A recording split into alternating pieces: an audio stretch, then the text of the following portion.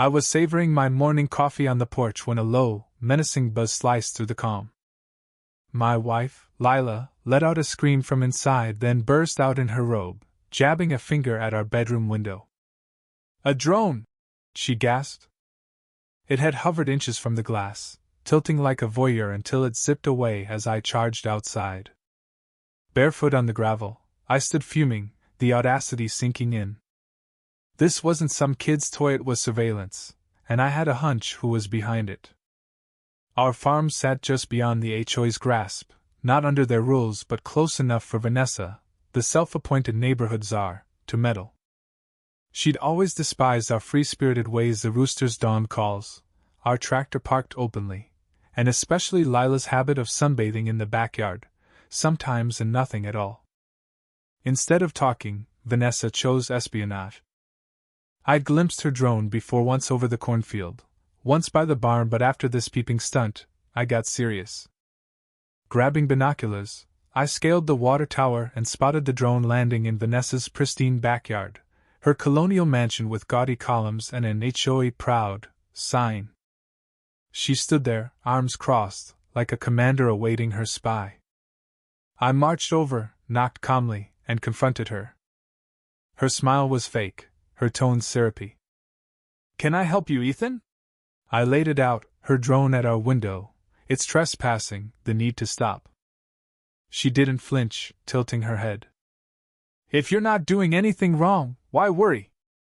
"I'm not recording anything inappropriate." Her words dripped with guilt. I warned I'd consider legal action if it happened again. "Suit yourself." She smirked, slamming the door. That night, in the barn, I whistled softly. A shadow stirred above. My bald eagle, Valor, fixed her piercing eyes on me. Rescued from a trap 5 years ago, licensed and trained with my grandfather's falconry methods, she was loyal, fierce, and held a grudge against flying objects since a hawk incident. "We've got work," I told her. Next morning, I set up a trail cam. At 7:12 a.m., the drone returned, scoping the chicken coop, tractor, greenhouse, and our window again. I swung a rake, but it dodged, taunting me before fleeing. Valor's cry echoed from the rafters. The footage showed its focus: Lila's window, the greenhouse. What was Vanessa after? Our crops, our privacy, or a perverse thrill? That afternoon, I trailed its path to Vanessa's patio, where she and 3 HOA cronies laughed over a tablet's live feed. This wasn't just nosiness, it was a coordinated invasion. I didn't confront them. Instead, I sharpened Valor's training, added motion sensors to the yard, fed her trout, and ran sky drills. I played the drone's buzz from the footage. Valor's beak clicked, locked on. By night, I rigged porch lights to flash red when the drone entered our airspace. Valor perched in the silo, eyes on the sky.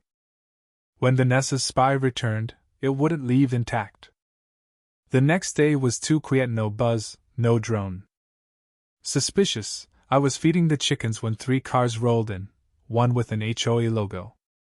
Vanessa, in a sunhat big enough to shade a barn, led 2 board members, Carl, who'd once fined a neighbor for gnomes, and Brenda, who'd tried banning compost smells. Clipboards in hand, they announced a community safety inspection. I blocked their path. "No jurisdiction here." Carl smirked about a DY soul influence zone, claiming they could regulate what they saw. Vanessa pointed at Valor atop the silo, calling her a predatory hazard. I let them peek in the barn. Valor calm, goats chewing hay. They left, baffled, expecting a secret lab but finding a farm. That night, the drone returned, zigzagging to dodge cams, previewing they'd studied my setup during their inspection. I whistled, Valor tensed. I darkened the lights, cracked the barn doors, and waited. The drone crept in, glowing red, hovering low. I triggered the lights through red flashes. Valor launched silent. 4 seconds later, a clank rang out. In the yard, the drone's rotor twitched under Valor's claw, its body pinned. I dismantled it in my workshop, finding a hard drive, HD camera, and mic. The SD card held hours of footage, not just our farm but neighbors' yards, windows, even thermal scans. Vanessa was running a surveillance empire. I took it to the sheriff. He chuckled at the eagle takedown but sobered watching the clips, recognizing neighbors' homes.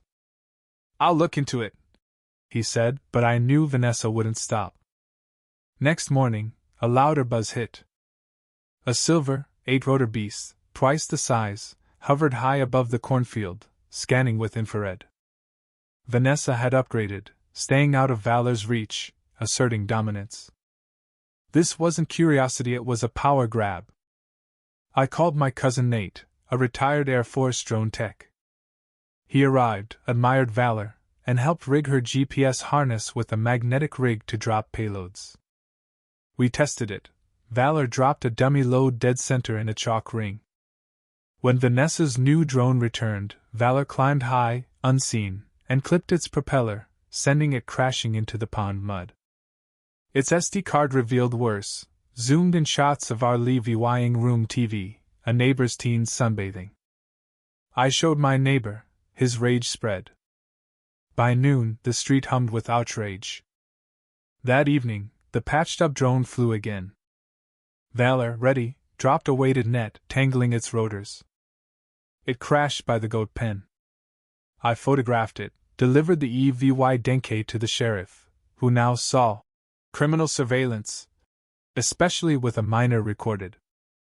But Vanessa was plotting something bigger. 3 days of silence ended with a deeper, meaner buzz. A 3-foot-wide drone, black and matte, swept the fields with a spotlight, too high for Valor. An HOA flyer appeared, announcing an emergency meeting to address aggressive wildlife and retaliation, targeting Valor. Set at a neighbor's barn, it was Vanessa's stage. I arrived early, drone wreckage and USB in hand. Vanessa, sunglasses indoors, displayed her monster drone like a prize, railing about Valor's attacks and my weaponized farm. I stayed calm, plugged in the USB, and projected her footage, windows, yards, private moments. Gasps filled the room. Neighbors recognized their homes, one citing his daughter's stalking. Vanessa's lies about community safety crumbled. The vote to oust her was near unanimous. That night, her drone flew one last time, a desperate flex. Valor wasn't alone, a wild eagle, dubbed Freedom, had shadowed her lately. I whistled, they rose together, silhouetted against the moon. Valor shredded one rotor, Freedom slammed the other. The drone spiraled, smoking, into Vanessa's koi pond, fish scattering. She screamed from her porch, powerless. Next morning, the sheriff arrived with a warrant. Anonymous footage from the meeting showed Vanessa's drone feeds, hidden cams, and audio logs. She was arrested for illegal surveillance. Neighbors filed complaints.